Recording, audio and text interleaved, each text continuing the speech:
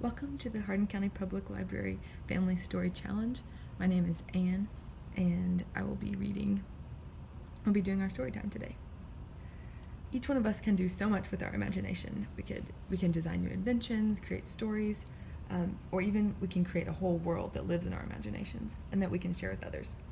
I'm going to read you a story about John Ronald Reuel Tolkien and how he spent his life building his own imaginary world called Middle-earth. Then I'll read the beginning of The Hobbit, which is one of the stories Tolkien has shared with us from his world. Then you can create your own imaginary world.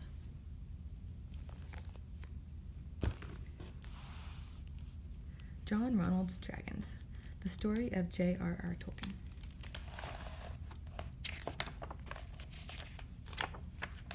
John Ronald was a boy who loved horses and trees and strange-sounding words. But most of all, John Ronald loved dragons. Dragons that flew through the clouds, dragons that breathed sizzling flames, dragons that tied themselves in knots, dragons that wore shining scales, and dragons that guarded ancient treasure. John Ronald fed sugar cubes to the milkman's horse. He swung from the branches of beech trees with his little brother. His mother read him stories about brave knights who battled dragons. But in safe Sarehole, a small town in Britain's Midlands, no actual dragons flew through the clouds, only geese and sometimes a hawk. At school, John Ronald made good friends. The boys held secret parties in the library with tea and biscuits. The librarian scolded them for dropping crumbs on her books. They acted in plays, and they played rugby. They sketched pictures and made jokes. But at school, there were no dragons that breathed sizzling flames, only the headmaster who smoked a pipe. On vacations from school, John Ronald visited his cousin Mary. They made up their own language. There was an old man who said, "How can I possibly carry my cow? For if I was to ask it to get in my basket, it would make such a terrible row." The grown-ups shrugged their shoulders. At his cousin's house, there were no dragons tied up in knots. Only John Ronald and Mary, who tied themselves in knots, laughing at their private language. Then John Ronald's mother died. He and his brother moved in with their aunt. She didn't like boys, and her house was cold and lonely. At night, John Ronald dreamed of exploring a steamy dragon's den. But in the morning, when he walked into his aunt's kitchen, nothing warmed the room. Only a thin wisp of steam rose from his lumpy oatmeal. On the way from his aunt's house to school, John Ronald stopped at the church. There he helped Father Francis perform the morning mass. He carried a cross up the aisle. He rang the altar bell. Of course, he didn't find any dragons at the church, but he did find stillness, beauty, and peace. After some time, John Ronald moved into a boarding house. There he met a girl with bright eyes and shining black hair. He fell in love and asked her to marry him, and she agreed. For a while, he forgot to look for dragons with shining scales. He only had eyes for Edith as she played scales on her piano. All of a sudden, the whole world went to war. John Ronald had to go too. He trudged through mud. He slept in a trench. He heard loud guns. For as far as he could see in any direction, the war had destroyed all the green trees. He tried to shut out the noises of war by making up another imaginary language. We see here. It didn't work. It was then that he most needed dragons. But, of course, there were no dragons on the battlefield, only ugly machines belching flames. When John Ronald came home, he got a job teaching at the University of Oxford. He gave lectures, he went to meetings, he tutored students, he graded many, many exams. When he could escape from his work, he ate fish and chips at the pub with his friends. Sometimes they read each other stories they had written, but there were still no dragons guarding treasure, only silent gargoyles guarding buildings. Then one day, when John Ronald was grading exams, he came to a blank page. He wrote on the page, "In a hole in the ground there lived a hobbit." He didn't yet know what a hobbit was. It wasn't a dragon, but he followed it anyway. On school holidays in winter, when the fire was lit and the tea kettle was whistling, John Ronald told his children stories about the Hobbit, who, by the way, he named Bilbo Baggins. He gave Bilbo hairy feet. Bilbo lived in a cozy underground home in the Shire. But most important of all, Bilbo led John Ronald over the Misty Mountains, through Mirkwood Forest, and across the long lake to the base of the Lonely Mountain. There, at last, John Ronald found his dragon, and deep under the Lonely Mountain there still lives a dragon that flies through the clouds and breathes sizzling flames, a dragon that wears shining scales and guards ancient treasure. A dragon named Smaug. The end.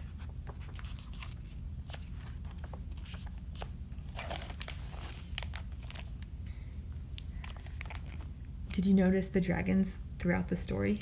Maybe if you want to go back and watch the video again and notice how the illustrator includes dragons throughout the story.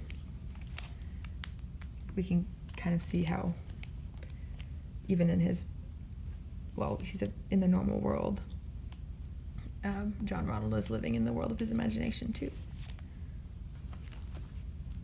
Now I'll read from The Hobbit.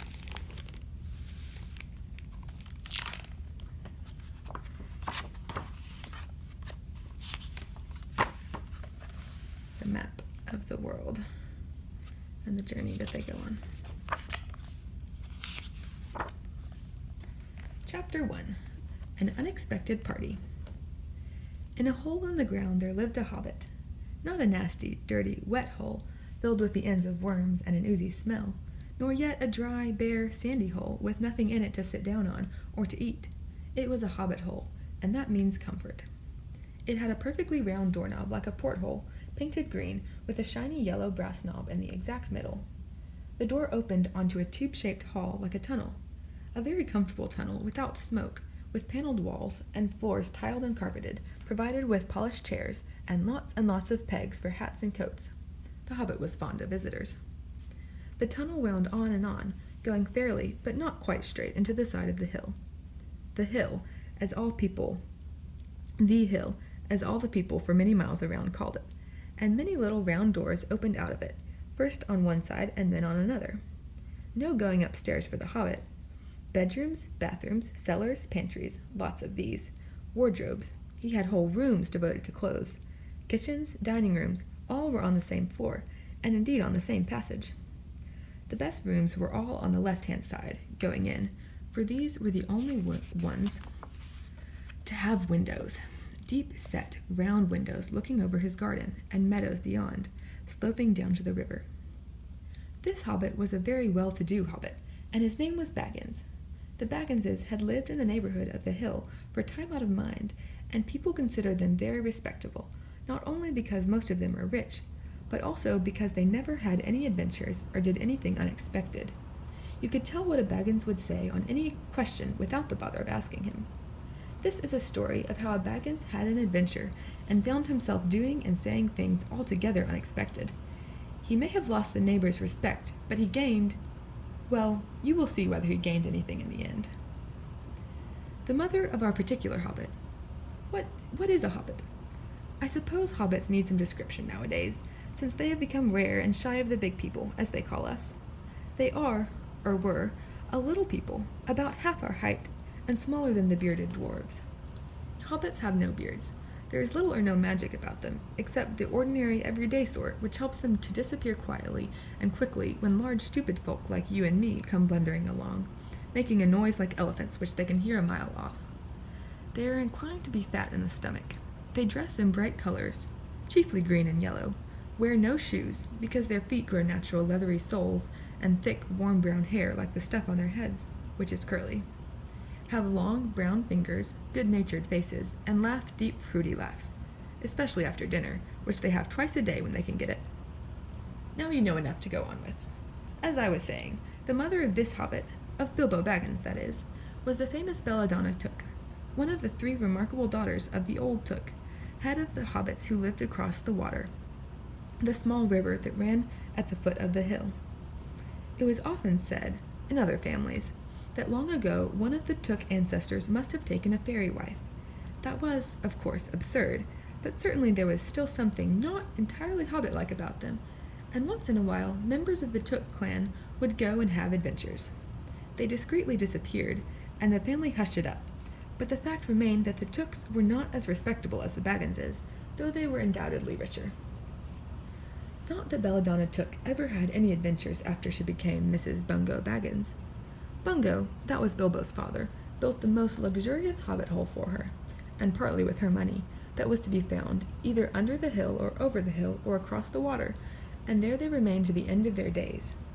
Still it is probable that Bilbo, her only son, although he looked and behaved exactly like a second edition of his solid and comfortable father, got something a bit queer in his makeup from the Took side, something that only waited for a chance to come out.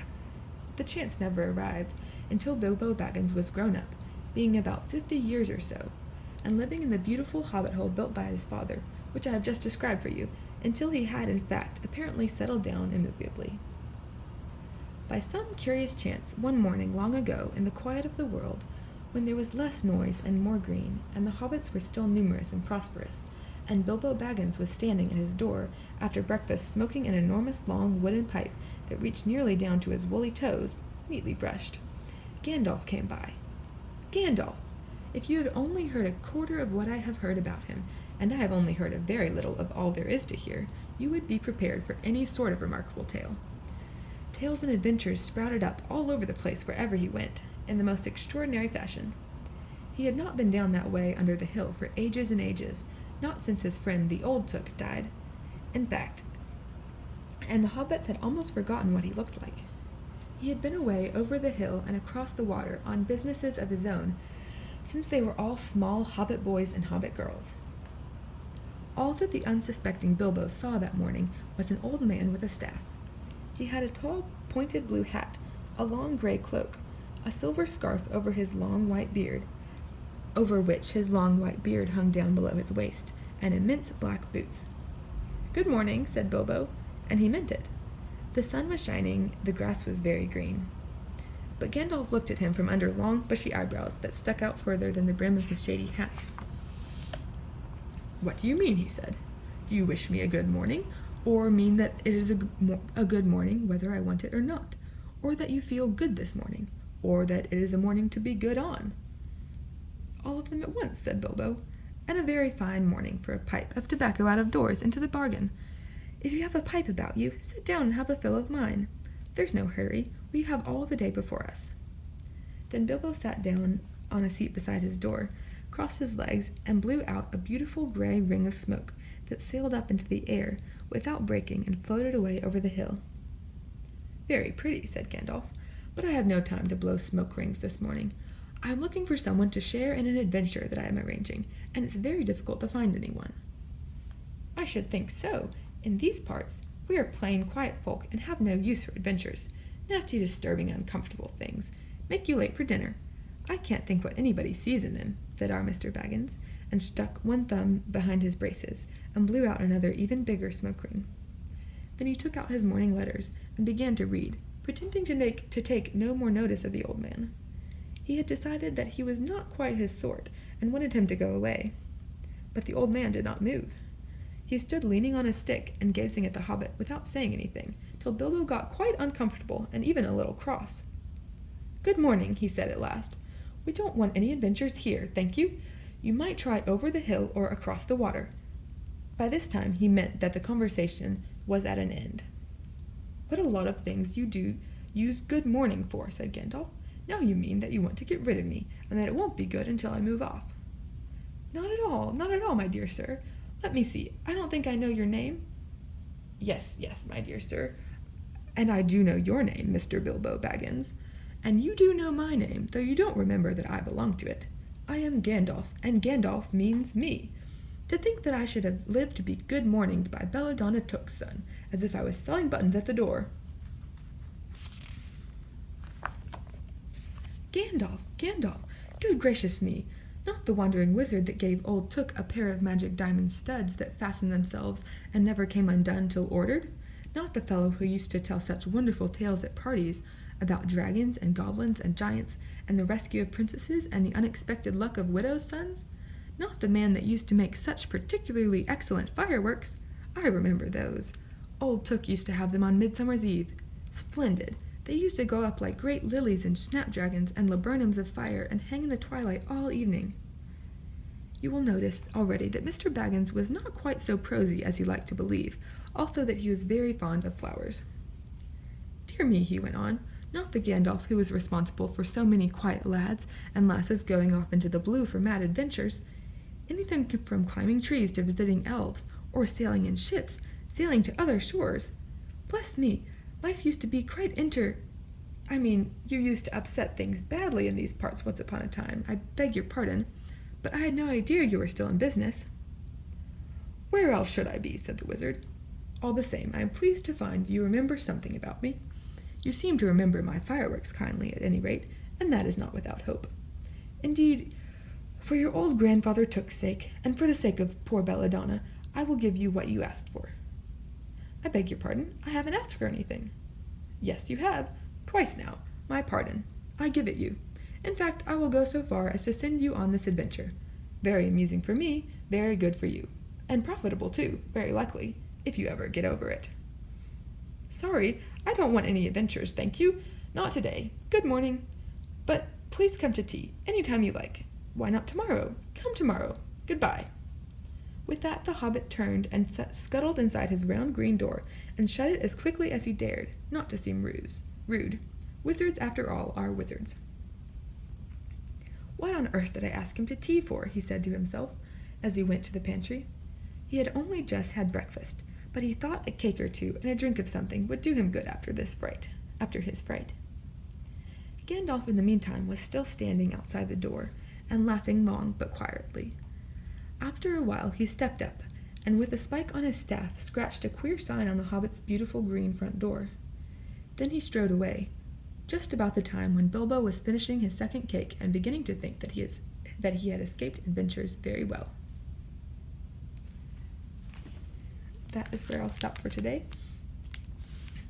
If you want to continue reading the book, you'll see that Bilbo Baggins did not exactly escape adventures. In fact, this whole book is about his adventure with a group of dwarves and Gandalf, where they do eventually find the dragon, like talked about in this book. The dragon named Smaug. Your family story challenge is to work together to create your own imaginary world. We've given some suggestions here to help you get you started. When you're done creating your imaginary world, share it with us by either drawing a picture or writing a short description. Feel free to include as much detail as possible. That's part of the fun part of making an imaginary world. Tolkien used lots of detail. He made maps and legends and stories and myths and new languages and described the people. Hopefully, you might be able to pull some inspiration from Tolkien himself. We would love to see anything else that you want to share beyond what you share to let us know that you've completed this challenge. We can't wait to see where your imagination takes you.